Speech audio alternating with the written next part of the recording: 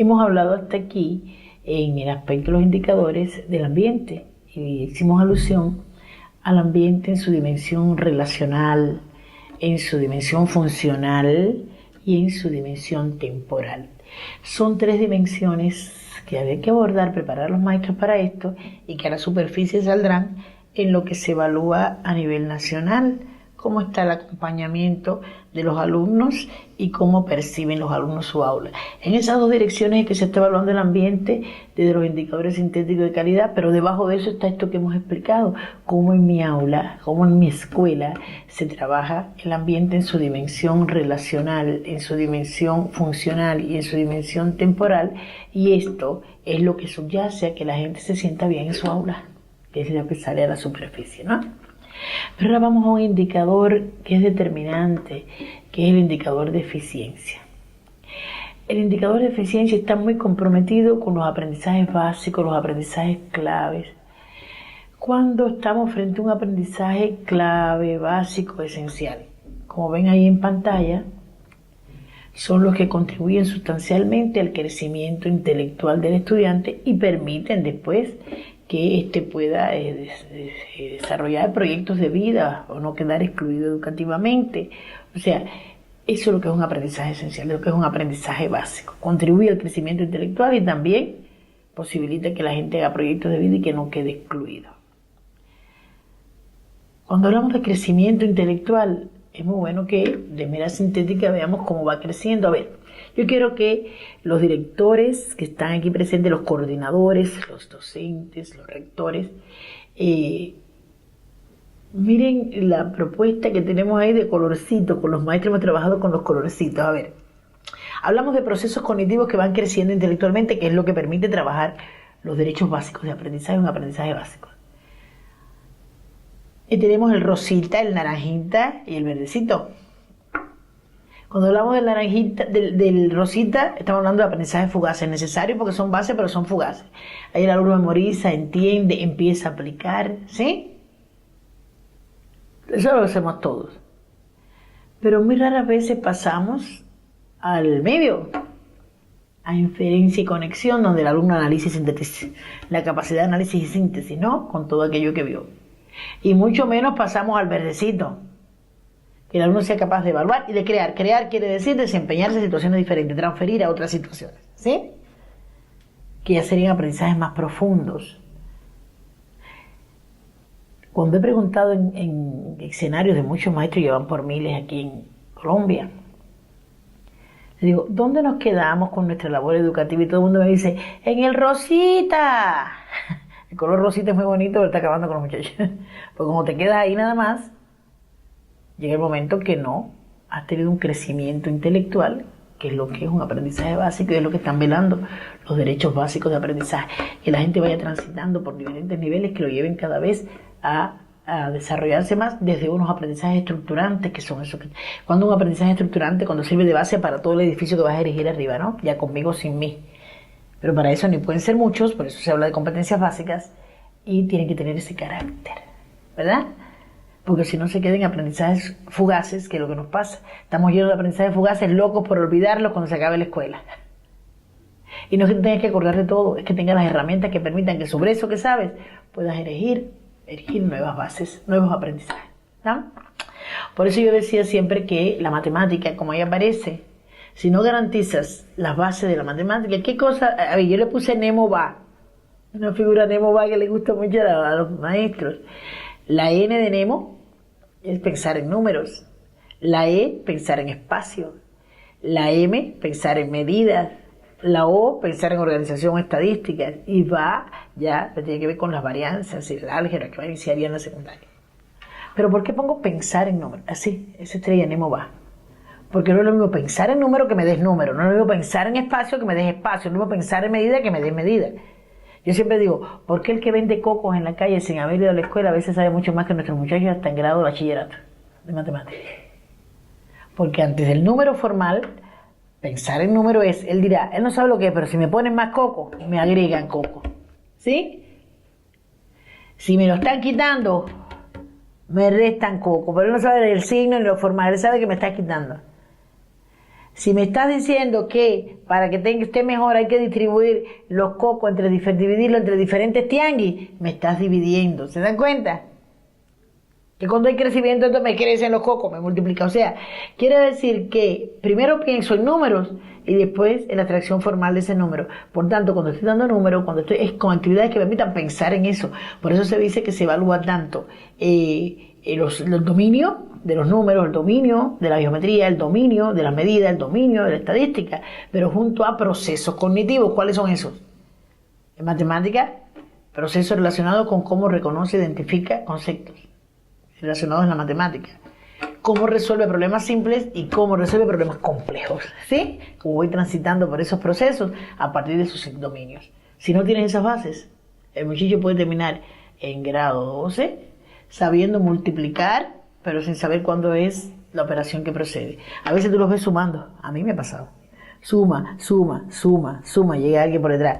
Mira, multiplícalo por 10. Ah, ¿verdad? O sea, sabes multiplicar, pero no cuándo la operación que procede. ¿Estamos? Y es porque no has pensado en esto, sino más bien lo has ejecutado a través de la ejercitación.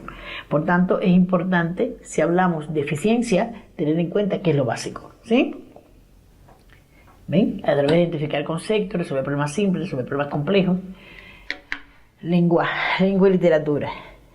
Aquí no me voy a extender mucho, no voy a hacer que me ciegue la pasión y me extienda, porque la competencia comunicativa es determinante, mi tesis doctoral, por cierto, es determinante para que la gente pueda triunfar. Pero competencia comunicativa no puedo estarte solamente que sea el sujeto, que sea el predicado. Tú le preguntas a cualquier muchacho de América Latina, ¿qué es para ti la asignatura español? Y te dice, una rayita para el sujeto y 2 para el predicado.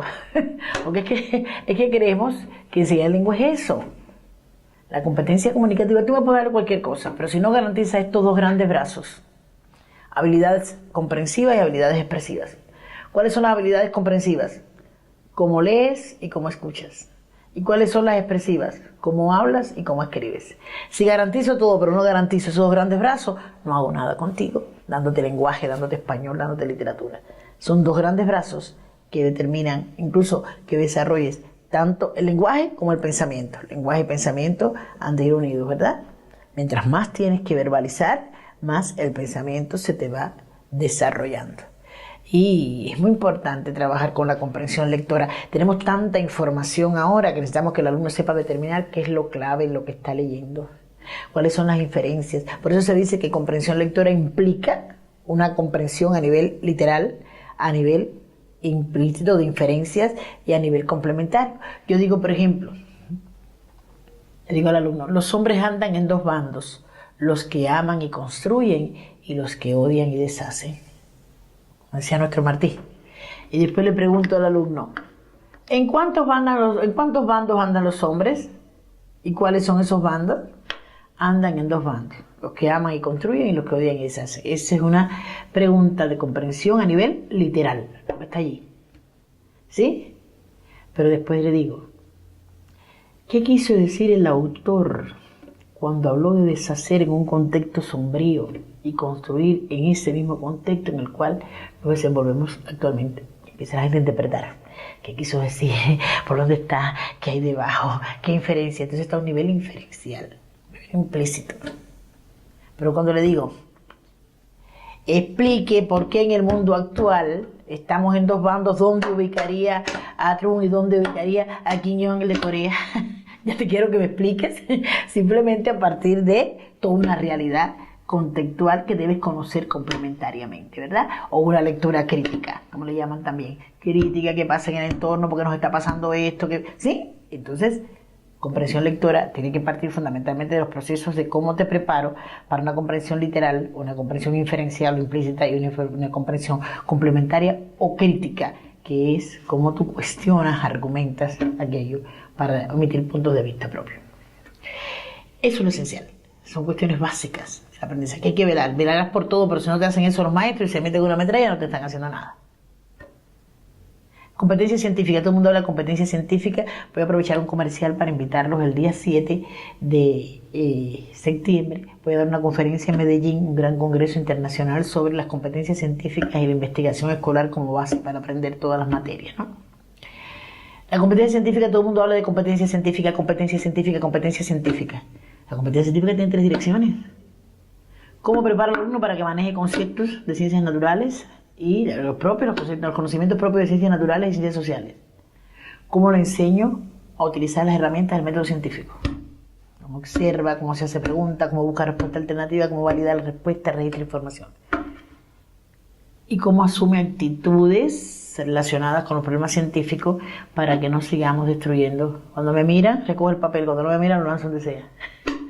¿Sí? O canto como cantaban en Cuba. Ay, es que estamos acabando con el planeta. Me tiene sin cuidado. Hay que ver qué hacemos con las actitudes, ¿no? ¿Estamos? Importante. Son las 3 direcciones de la ciencia, de la competencia científica. Y ahí hay mucho que hacer en estos momentos. ¿Bien? La competencia ciudadana. Antes de ayer, tuve una intervención en la Universidad Bolivariana. Me dejó un grato sabor y creo que a ellos también, según me dijeron. Porque me invitaron porque estaban abordando el tema de las competencias ciudadanas. Y yo les decía, no nos perdamos entre tantas cosas, ustedes que están formándose como maestros en la licenciatura. Le digo, las competencias ciudadanas tienen 3 direcciones fundamentalmente. La que tiene que ver con los derechos, la que tiene que ver con conocimientos necesarios para una formación cívica que se ha perdido, democrática, para hablar del pluralismo, y otra que tiene que ver con las emociones para poder convivir y estar en sociedad. Eso es importante. Pero yo decía, es muy importante recuperar el civismo, lo hemos perdido. Solo oímos el himno nacional, pero es una cosa que es como decir, detente, pero todo lo que tenemos en una época que las cosas cívicas se nos quedaban, ¿no? Mucho, y no solo eso, muchas cosas. Yo a veces veo que el himno del colombiano es precioso, ¿eh? Y el de Cali, ese de las montañas, el sol, la tierra, precioso, a mí me estremece. A veces la gente sigue caminando como si estuviera oyendo, si necesita reggaetón, dale. Digo, está en el himno, está el himno. Eso dice mucho de un país, ¿no? Entonces tenemos que empezar a fomentar eso en los niños otra vez, porque es su identidad. Empezar a fomentarlo desde pequeños en los niños, ¿sí? Todo lo que es lo cívico, todo lo que es saber de derecho. Y si estamos estudiando magisterio, el derecho a aprender tiene que ver con qué, más con menos. No le metas tanta metralla que estás violando su derecho a aprender. Ya no es todo lo que tiene que aprender, sino lo que no puede ignorar. Si no asume esa máxima, no estás hablando de derecho a la educación. ¿No? Eso es importante. Y las emociones para manejar la ira, para saber convivir, para saber respetar, para saber estar. Ayer estaban poniendo en CNN un encuentro, se llama Choque de Opiniones, pero el choque de opiniones no tiene que ser tampoco. Yo estaba muy de acuerdo con lo que estaban defendiendo, que verdaderamente el Partido Republicano estaba mal, que qué sé yo, y los que decían que no actuaba bien el presidente, yo estaba de acuerdo con eso. Pero tampoco estaba de acuerdo en que cada vez que el otro decía algo, el otro se reía, normal. Entonces tampoco es eso, no se trata de eso. También tenemos que aprender a manejar las emociones para decir nuestros puntos de vista y convencer, ¿sí? Entonces la ciudadanía no es trabajar lo que quiera, trabajar en esas 3 direcciones. La competencia ciudadana, que no es estar informado sobre ciudadanía, es qué recursos tengo, conocimiento, habilidad, actitud e informaciones, cómo soy capaz de movilizar en diferentes rutas y cómo tomo decisiones ciudadanas en los momentos que hace falta, ¿sí? Eso es importante que lo tengamos en cuenta. Centrarnos en qué les decía de las matemáticas, qué les decía del lenguaje, qué les decía de la ciencia, qué les decía de ciudadanía, es respetar los derechos básicos de la gente, porque si eso lo garantizas, venga guano que yo tengo bases para vivir. Si no me garantizan eso, solo los que mamá y papá le pusieron muchas neuronas van adelante y nosotros siempre atrás aguantando los tamborcitos. ¿No? Se hace mucha falta que tengamos en cuenta eso. 4 problema. Ya nos vamos acercando. Al final, el 4 problema tiene que ver con la dimensión ética de la evaluación. La dimensión ética de la evaluación, no me gustaría extenderme muchísimo. Es un campo sobre el cual estoy escribiendo un libro que va a salir próximamente. No es muy próximamente. Lo están pidiendo, ya no lo acabo de entregar. Sobre evaluación. Pero la dimensión ética de la evaluación que tiene que ver el director es que si en su escuela los maestros no trabajan las 5 acciones que hay ahí, estamos perdiendo mucho tiempo. Un director tiene que velar desde su liderazgo por 5 acciones que incluye ese concepto que aparece ahí de evaluación de aprendizaje orientado a competencia. A ver, ¿quién me encuentra las 5 acciones que hay allí?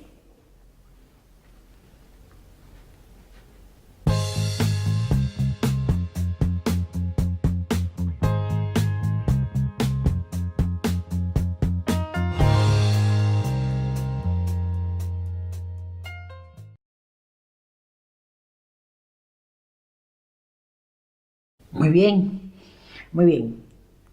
Recogida sistemática de evidencias, con diferentes fuentes e instrumentos, desde criterios previamente establecidos en la segunda, para establecer juicios o dictámenes sobre esas evidencias, con la finalidad de ir retroalimentando en la cuarta, hasta actuaciones óptimas en la quinta. ¿Pero qué orden tiene?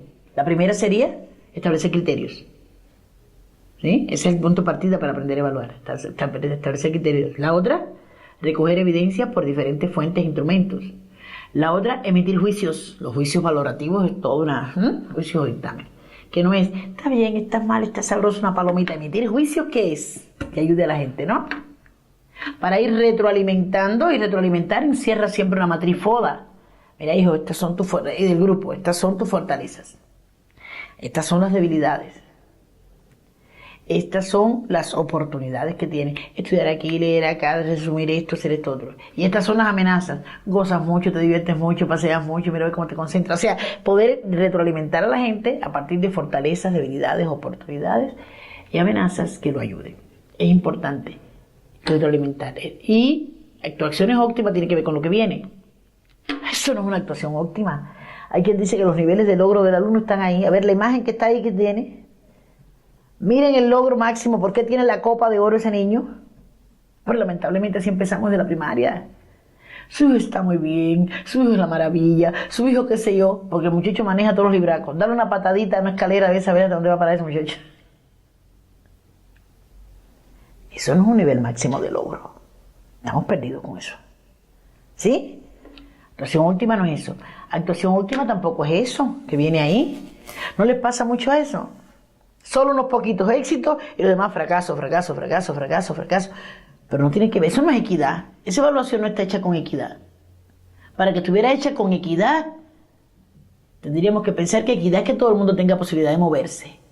¿Verdad? La evaluación que dio ese resultado está mal hecha. Voy a poner un ejemplo. Yo puedo estar dando lo que es procesamiento de la información. Y al dar lo que es procesamiento de la información, explico cómo entra la información a través de lectura, audición, representaciones teatrales, etc. Forma de entrar la información. Cómo se transforma la información con ejercicio, con actividades, con análisis, síntesis, detallado. Cómo sale la información. La información sale a través de que yo subrayo las ideas principales, o hago un cuadro sinóptico, hago esquema, o hago un informe, o hago un ensayo, o la forma superior de salir la información, que es un mapa conceptual. Vamos a suponer que estoy toda la unidad trabajando eso porque el objetivo es que aprenda a procesar información. Pero al final en la evaluación pregunto, lea el siguiente texto, procese información y déle salida a través de un mapa conceptual. ¿Para quién está esa evaluación? Para todos. No, está hecha para los listos. Los textos, los que llegaron al grado máximo, que es mapa conceptual, y es lo que está ahí en pantalla, son los que están en azulito, esos son los que mamá y papá le pusieron muchas neuronas y llegaron ahí arriba. ¿Y los demás? ¿Estuvieron ahí por gusto? No, si es todo o nada, es el modelo ideal de la Edad Media. La pregunta de la evaluación no es esa, porque además yo lo que no quería, el objetivo no era aprender ese mapa conceptual, es procesar información. ¿Sí? Si yo digo al alumno, procese la siguiente información y déle salida, uno hará un cuadro sinóptico, otro hará un esquema, uno hará un informe, uno hará un ensayo y otro hará un mapa conceptual. Pero todos tuvieron posibilidad de moverse, que es lo que es equidad. Si lo tengo que llevar a ponderación después, ya número convencional, como siempre hay que calificar, el que hizo el cuadro sinóptico, ¿cuál es el aprobado aquí? Bueno, si es de 3, es de 3, si es de 4 y el de arriba 5. Y si es de 10, bueno, los que hicieron el cuadro sinóptico tienen 7, los que hicieron los que están en el medio de hoy de 8 a 9, y los que hicieron el mapa conceptual tiene 10. Pero todo el mundo se movió, ¿sí? Y serán menos los que queden por debajo. Tiene que ver una evaluación con equidad. ¿Estamos? Que todo puede moverse, si no la equidad se queda en puro rollo. Por eso es que se evalúa, se hace así las situaciones óptimas. Escalón a escalón como esta. Básico, ¿sí? ¿Qué es lo básico? Por ejemplo, si vamos a suponer que el desempeño sea elaborar una carta de solicitud. Elabora una carta de solicitud que tiene esto, aunque todavía le falta esto. Considerable. Elabora una carta de solicitud que tiene esto, pero todavía le falta esto. Óptimo. Elabora una carta de solicitud completa, bien lista, bien test, y de ahí para abajo. Por debajo de lo básico. No maneja esto, la carta de solicitud no hace esto, la carta de solicitud no hace esto, ¿sí? Y el mismo alumno sabe qué tiene que ir haciendo para subir de un escalón a otro, y hasta los padres nos ayudan en eso. Claro, que sea de desempeño, porque hay rúbricas que no son de desempeño, que son buscando la parte de conocimiento, también son válidas, pero ya estas son las finales de la unidad de desempeño. ¿Cómo se desempeña? Para que no me pongan, como ponen mucho, la carta de solicitud se da en toda América Latina, desde tercer grado de primaria. Y hay quien pone, básico, explica las partes de la carta, la estructura de la carta, los elementos de la carta de solicitud. Considerable. Hablo de los contextos de la carta de solicitud. Todavía no he hecho una carta que es el desempeño, mira ya por dónde va. Y después que llega arriba es que pone, elabora una carta de solicitud bien lista. Conclusión. Termina la secundaria, que es el grado terminal, y dio la carta en tercer grado, en cuarto grado, en quinto grado, en toda la secundaria básica. Y quiere ir a Estados Unidos, por ejemplo, y no sabe hacer una carta de solicitud en la embajada. Y alguien más inteligente que él puso una casa frente a la embajada con un cartel que dice, se hacen cartas de solicitud a dólares, se hace rico con lo que la escuela te debió dar 12 años. ¿No? Entonces, depende mucho de cómo hacemos. Porque estamos confundiendo rúbricas con rubriquitis, con... Hay que tener cuidado. Hay quien pone...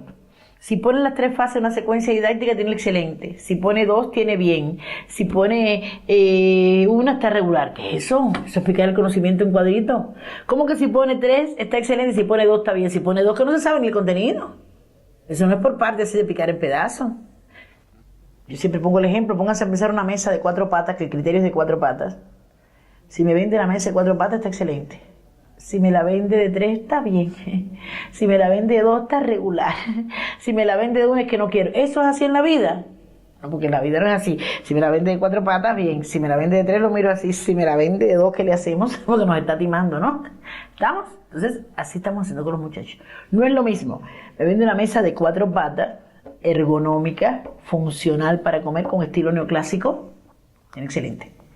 Me vende una mesa de 4 patas, funcional, ergonómica, no se le ve mucho el estilo neoclásico, pero bueno, está funcional. Tiene bien. Me vende una mesa de 4 patas funcional, que no es muy ergonómica ni tiene estilo, pero es funcional para que todos comamos, tiene 3. Ahí tiene regular, ahí sí, ¿verdad? Pero siempre con el desempeño. De lo contrario, es picar el conocimiento en cuadrito y eso no es desempeñarse integradoramente, que es a lo que venimos. ¿Bien? Entonces, cuando se dice actuaciones óptimas hay que aclarar eso. Quinto problema. El quinto problema tiene que ver con integración. ¿Integración de qué? Bueno, la integración es múltiple. Tanto el carácter integral de la realidad educativa, como el carácter integrado de una unidad didáctica, como el carácter integrado de armonizar. Lo importante es que hay que empezar por la integración de la persona. Las dimensiones de la persona. Las personas tenemos una dimensión física, afectiva, intelectiva y volitiva de la voluntad. ¿Sí? Eso es lo que da la formación integral. A mí me preocupa que hablamos mucho de formación integral y ahora solo le estamos cargando la mano a lo intelectivo y hablando un poco más para lo afectivo. No, todas las dimensiones. Creo que los especialistas que tengamos en el colectivo, en cultura física, los especialistas que tengamos en valores, que es lo que tiene que ver mucho con lo volitivo, tendrían que empezar a pensar que hay que proponer trabajos que busquen esa integralidad del ser humano. No podemos hablar de formación integral y quedarnos una de las dimensiones. Porque miren, la dimensión intelectiva me hace comprender los valores. Y yo decir así tranquilamente, yo entiendo el valor de la puntualidad. Yo lo entiendo perfectamente. Comprendo que hay que ser puntual. Y a nivel de inteligencia, a nivel intelectivo, comprendo el valor. Pero no llego temprano ni un solo día en mi vida. ¿Y saben por qué? Porque el valor se convierte en virtud cuando lo pones en acción. Y lo pones en acción no un día, sino cuando la escuela, la vida, sistemáticamente empieza a hacer acciones que se llegan a convertir en hábitos de la persona. ¿Está? Entonces, ¿y esa cuál es? La esfera volitiva. Por tanto, la intelectiva me permite comprenderlo, pero la volitiva, la voluntad para hacerlo. ¿Sí? Y la afectiva, todo lo que es de base para que la gente actúe, motivación, sentimientos, emociones, afectividad, intereses. ¿Sí? Y la física, mente sana en cuerpo sano, porque de lo contrario, nada de otro sale. Por eso que se habla de una dimensión biológica, una dimensión intelectual, una dimensión interpersonal, una dimensión intrapersonal, ¿sí? A la hora de hablar de la integralidad de la gente. Y en la escuela hay que velar qué estamos haciendo para que sea más integral y no segmentado esto. La integralidad también se da a la hora de planear. El desarrollo pedagógico de un docente implica cómo planea, cómo da clases y cómo evalúa. Pero para saber cómo planea, cómo da clase y cómo evalúa, tiene que responder a sus componentes didácticos. ¿Cuál es la herramienta fundamental de un cirujano? cuando diera por oírlo. ¿Cuál es la herramienta fundamental de un carpintero? ¿Cuál es la herramienta fundamental de un albañil? ¿Cuál es la herramienta fundamental de un maestro? Cada vez que pregunto eso, hay un silencio en la asamblea, que eso no tiene nombre. ¿Por qué? Porque sabemos las herramientas de todo, pero no las de nosotros. Las herramientas nuestras son estas, desde que surgió la escuela. Objetivo, ¿para qué estoy dando esto? Que a medida que cambia el modelo va cambiando. Ahora el para qué es para formar gente competente, por tanto competencia, resultado de aprendizaje estándar es el para qué. Contenido, ¿qué voy a dar? Método de actividades, ¿cómo lo voy a dar? Medio, ¿con qué lo voy a dar? Y evaluación, ¿por qué? Bueno, el liderazgo pedagógico, el director debe velar. Ese es un esquema de planeación, una unidad didáctica. Como ven, el 0 y el 1 son el para qué, objetivos, dado en forma de competencia, competencias genéricas o para la vida y competencias específicas. El 1, 0 y 1, lo que entra. Pero el 2 es cómo lo voy a evaluar, ¿sí? ¿Por qué? Porque ¿qué me interesa? Antes, ¿qué le interesaba a la gente? Miren, ¿por dónde empezábamos? Por el qué voy a dar. Después, ¿cómo lo voy a dar? Después, ¿con qué lo voy a dar? Mi computadora mandando a leer. Y por último voy a evaluar. ¿Qué se quedaba fuera? El para qué. Y al quedarse fuera el para qué, cada cual evaluaba lo que le daba la gana. Y en un país, por más que se trabajara, la promoción al suelo. Y en una escuela, por más que se trabaje, porque nadie tiene claro el para qué. Por eso ahora se dice, hay que integrar la entrada. ¿Para qué estoy dando esto? Estos son los estándares, estas son las competencias, estos son los resultados de aprendizaje, estos son los objetivos específicos. ¿Y por qué? Porque lo voy a evaluar en estos conocimientos, estas habilidades, pero también en este desempeño. Y en el medio los demás que se acomoden como puedan. Y este ejemplo de planeación revela eso. ¿Qué entra? Competencias que logra a largo plazo y después lo específico con objetivo específico en la unidad o con resultado de aprendizaje. ¿Qué sale? ¿Cómo voy a evaluar eso? ¿Con qué criterio lo voy a evaluar? ¿Qué niveles de desempeño voy a establecer? ¿Buscando qué evidencias? ¿Con qué contenido lo voy a dar? Sería el 3. ¿En qué secuencia y con qué medios? La unidad entre lo que entra y lo que sale es lo que permite ir formando gente que tenga conocimientos, habilidades, actitudes, pero también que sepa actuar competentemente a través del desempeño, porque la competencia no se ve a través de cómo tú te desempeñas, ¿sí? Y no termina aquí, eso de competente, no competente, del mundo laboral, no del mundo educativo. Del mundo laboral sí, porque el empleador también dijo, oye, la filosofía social tiene que ver con el bien común, y me estás mandando gente graduada después de 5 años, que no sabe, se gradúan de ingeniero civil, y después el albañil tiene que decirle cómo está trabajando, Inge, no le eche tanto cemento, Inge, que eso se parte. Te gradúas de radiólogo y después el técnico es el que tiene que decirte, mira, aquí se hace rayo X. O sea, cuando los empleadores dijeron, oye, estoy perdiendo mucho en darle posgrado a la gente, hace falta que haya un equilibrio también, que los preparen en función del mundo laboral, que no tenga que estarle yo dando 5 años más de lo que no aprendieron para que después se me vayan.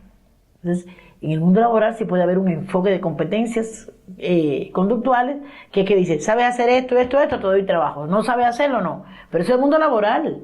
En el educativo no es así. En el educativo lo cognitivo y lo afectivo es diferente. Por tanto, nosotros no evaluamos competente, no competente. Nosotros evaluamos a partir de determinados niveles de desempeño que la persona va avanzando y que la competencia se va perfeccionando a lo largo de la vida. Yo siempre pongo la anécdota de un profesional estadounidense que en la oficina donde estaban, una compañera se ahogó tomándose un refresco, como estaban tomando con una tapa, una chapa, no sé cómo dicen ustedes, y todo el mundo corriendo y desesperado gritando, y la gente la levantaba en peso y otro lloraba, ay, Laura se nos moría, y se levantó el de su buró, estaban sentados todos así, y llegó, se vino por detrás, le puso aquí, de todo, mató a ella, y todo el mundo llorando y lo abrazaban y aplaudían. Cuando él va para su buró, la que está al lado de él, su escritorio, lo abraza, pero ven acá, Jaime, ¿dónde aprendiste eso? Pero qué maravilla. Y lo besa y dice, chica, ¿no te acuerdas cuando estábamos en el bachillerato? Que íbamos todos los años de vacaciones al campamento de verano y nos daban las competencias de supervivencia, que trabajábamos todo esto. Y él le dice, pero si tú siempre reprobabas porque no hablabas. Y él le dijo, que no hablara no quiere decir que no estaba desarrollando la competencia. ¿Estamos? Sin embargo, nosotros, si lo digo es competente, si no lo digo no es competente, estamos acabando con el muchacho. Eso no es evaluar competencia. ¿Estamos? Las competencias se evalúan en otra dimensión, otra búsqueda de evidencia y otra manifestación, y son a lo largo de la vida. Por tanto, de los 6 problemas que queríamos abordar, hemos abordado fundamentalmente, el otro es de educación personalizada, pero lleva mucho más tiempo. Hemos abordado este problema, el relativo a que los profesores no están, los directores no están capacitados en las competencias de un directivo y necesitamos entrar de lleno en eso. La otra, no hay claridad conceptual en términos que son claves como aprendizaje, competencia, desempeño y sus relaciones. El otro, que los indicadores no están siendo asumidos como generadores, ¿no?, de lo que entra, del ambiente, de la eficiencia, del desempeño, de la progresión, ¿sí? Tenemos el otro problema, que es a la hora de evaluar, como yo les ponía allí, qué nos está pasando con la evaluación, ¿no? ¿Qué nos está pasando con la evaluación? Que por eso le explicaba que no hay un buen dominio. El otro problema tenía que ver con que no había un buen dominio de la evaluación. No estaban capacitados en la dimensión ética de la evaluación.